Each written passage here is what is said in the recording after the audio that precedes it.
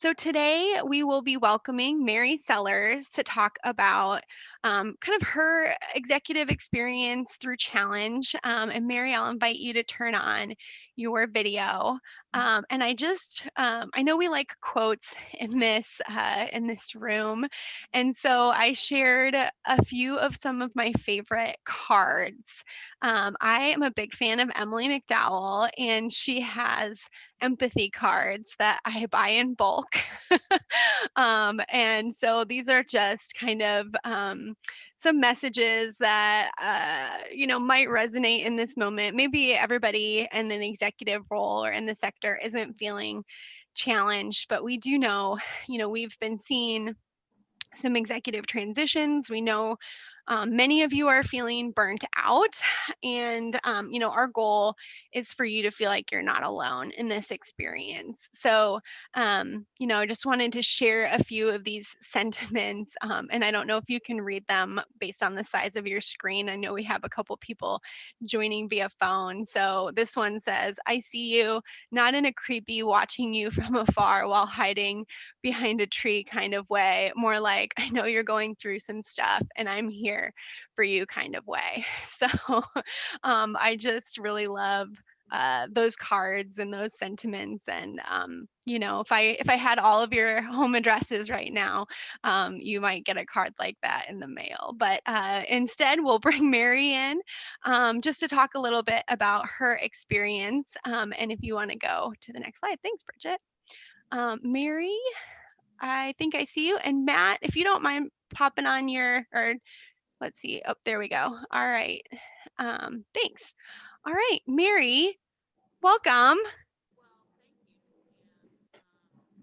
Your audio is a little bit low for me. Do you have?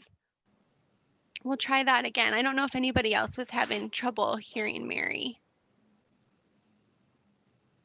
Oop. Do you have headphones you could put in, Mary, or a microphone? This is a pantomime morning. We're all having technical difficulty um, this morning. So while Mary's doing that and getting headphones or calling in, we'll make sure that she has the information that she needs. But I'll share a little bit about maybe why we invited Mary, and she'll do a much better job than I of, sharing a little bit about her background and her experiences. And so I think she's going to join us in a second by microphone. But she has really lived through, different times of challenge. So Mary was the executive director at the Science Center, and she's led United Way of Central Iowa, and then she's had a national role with United Way and kind of traveling all over the country to work in communities that have been experiencing disaster. And so, when we're thinking about who we'd like to bring in to really talk with our executive leaders, especially about, this moment of challenge, we invited Mary, and she's going to, just kind of speak from the heart this morning once we get plugged in about her experience. So it's okay, Mary. I was in the same boat this morning with our slides. We could not get it together. So um, we appreciate you being here. And I'll maybe, while Mary's getting ready, why don't we go to the next slide while Mary's getting ready? And I'll give you kind of a preview on what our breakout rooms are going to look like, so you can start renaming yourself now. So in room 1, we have space for executive directors of large organizations. In room 2, executive directors of small emerging organizations. So maybe you're in the startup phase. In room 3, we have executive directors of smaller established organizations. And then in room 4, we have other staff and sector leaders. So maybe take a moment while Mary's getting queued up to indicate which breakout room you would most like to participate in. And I will get to building those while she's speaking. And then hopefully we can really kind of more quickly move in into that space. So Mary, are you queued in yet?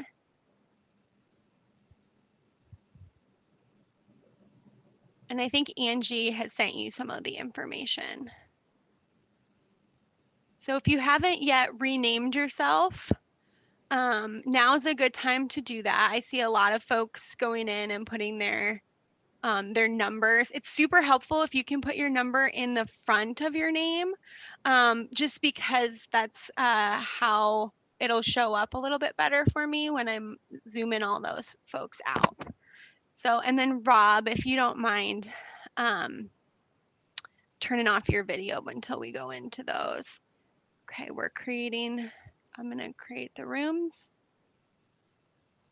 and I'll start assigning folks, and then we'll have that part all done by the time we can get Mary clued in on the audio. So thanks to everybody who is getting themselves assigned to rooms right now. And then while Mary is working on that, and then I'm going to just put a couple more folks who I know might belong in certain rooms in those rooms. Great. All right. Well, I'm hoping that Mary can get queued in. While we're waiting, Angie, I don't know if I could call you on quickly, or if we'd rather just maybe move to breakout rooms. Why don't we try this? Why don't we kind of flip the script a little bit and we can move into breakout rooms, and then we can come back from our breakout rooms and spend some time hearing from Mary. We'll troubleshoot that a little bit since we've got folks in the breakout rooms now. Sherry Nielsen, I think I see you on the line. I just moved you into breakout room 1, so hopefully that works. Hey, Brianne. Yeah. If you can just add Mary's cell phone into the meeting, then we are good to go. Oh, okay, great. All right, I think I did that. So all of a sudden I started hearing myself. So I think that's actually a good sign in this case. Thank you. Sure. All right. I'm going to mute Can you myself. hear me now? Yes, we're good to go. Go ahead, Mary. Okay. So sorry about that, technical difficulties, and I'm not the greatest IT person in the world. So I appreciate everyone being on these calls every Wednesday. For folks that may not know me, I just want to share that my entire career has been in nonprofit, a lot of that here in Des Moines as CEO of the Science Center, local United Way, and as Brianne said, the U.S. president of United Way. But this is a place that I feel is very special for a lot of reasons, and the place that I am privileged to call home, frankly. In the last, 8 months or so, I've been hearing from a lot of nonprofit executives that have said that they are feeling a bit overwhelmed, understandably. I think we all can get that. I mean, the reason you chose to choose a career path in nonprofit is because of your passion to serve other people. And then you add into that passion to serve other people with what you need to do with kids, if you have them, being at home, being isolated. There are a lot of things going on. And I've talked to Angie and Brianne and Christy about this, and I've shared my concern about what the nonprofit community does for our greater community and what it needs to continue to do. But more importantly, how we take care of the people that are leading those nonprofits. As I said, I've spent my entire career in nonprofit. I became a CEO at 32, so that's, a long time ago is what I'll say. And it's a lonely place to be. And I can understand people's burnout and questions, especially with COVID coming on them. And what I said to Angie was, I want to do something to shore up these important execs that are doing so much to serve our community. there's a couple of stories that I'll share. One is, and I'm not speaking out of turn because this was a very public gesture, Chris Littlefield, who is now with Principal, but was head of Aviva long time ago when Aviva was being bought out. And we had a United Way campaign that was scheduled to go on in their company, but the transforming element of Aviva going to Athene was going to be in September. Chris made the decision to do that campaign in June. And so you're talking to a lot of people that did not know if their livelihood would be there, if they would be employed, et cetera. And his message to his team was, the people we can serve and that United Way serves are in a much more difficult place than we are. He did not say that in a vein that was dismissive of what anyone was going through. And I'm not suggesting that it's dismissive of anything that any of us are going through. But the message was, if we came together as community to help those individuals, we'd be better off. And I have to say that was the best Aviva campaign that was ever had, because they understood that if we came together as a community, we would be better.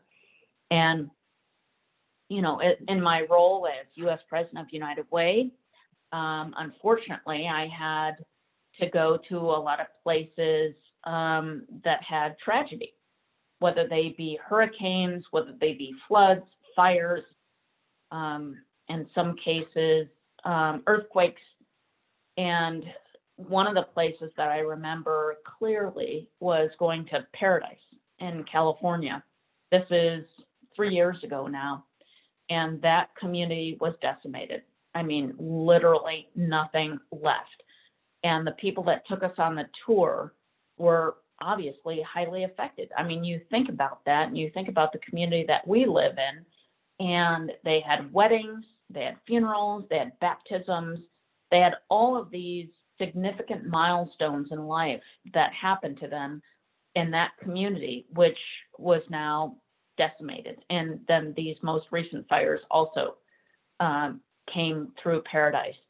The thing I found absolutely amazing and resilient about them was they came together as a community to figure out, you know, yes, you know, California laws require that, you know, the land be there for at least 3 years. And, you know, people were really struggling to figure out how they move forward. But what I found most important was they came together. And as I talked to Angie, as I talked to Christy, as I talked to Brianne, I said, you know, we need to support our local nonprofit execs. I think the work that you do as individuals and as organizations are eminently important to how our community is going to move forward. And, you know, I just want to share that it's tough times, and it's tough for you as individuals. It's tough for the times that you serve as clients, as guests, as visitors, whatever it might be. I hope, and my hope for you is that you reach out. And, you know, it's a lonely place to be, but I hope that you reach out. I'm so glad for these Wednesday morning conversations that you can connect with others, but I don't want you to be thinking that you're alone in all of this, because we're all in this together, and you hold important roles. And as stressing as it is, I just want you to know that you play a critical role. And if there's anything that the Community Foundation, that any of us can play to help support you, we stand ready. So I guess that's the main point of my message, Yeah. is to say, hold strong. Mary, I have just a quick question, and I'd invite, others to ask questions as well. We have a couple of minutes before we'll zoom you out. But, we've heard the quote, if you don't want to burn out, stop acting like you're on fire. What advice or reflection do you have for executives that desperately don't want to burn out, but feel the heat of that fire raging? Have you seen examples or heard from other strategies that could work, and any ideas that you have there? Yeah, so I guess I would say, in my role as U.S. President of United Way, I was dealing with man-made disasters, the shootings in Orlando and Las Vegas, California, et cetera, as well as natural-made disasters. And the one thing that I had to do is center myself. I mean, I kept thinking about, you've got to put your mask on before you put others on. And for everyone to serve their constituency and their stakeholders the best, you've got to take care of yourself. So I know this group, they would say, I've got to keep plowing, I've got to keep going. But I think the best advice I can give is make sure you take care of you, because you can't take care of other people until you take care of yourself. Thank you so much. Well, we do want to give a good majority of time today for folks to connect, in the small groups. And Mary, if you have time to stick around, I've put you into a breakout with some of our larger organization leaders. And then I'll hold space here in the main room as well for folks who, haven't indicated that they'd like to be part of a breakout room. And I'll just look and see and make sure I have everybody assigned who's indicated that they'd like to join a breakout room, and then we'll get started in that space. And Angie, I might just assign you to one of the other rooms. All right, great. Well, I'm going to zoom you out, and then we'll come back here with a couple of minutes to spare. We're going to just talk about how others can help and support you. Is there a specific challenge or resource? And then what has your organization been doing particularly well? If you don't have something that you want to ask for help on, is there, learning that you could share? And then when we come back, I'd love to get some of these ideas or themes into our chat. So if somebody from your group could kind of be identified to, not necessarily share any of the personal stories, but some of those themes, if you could lift those up, that would be great.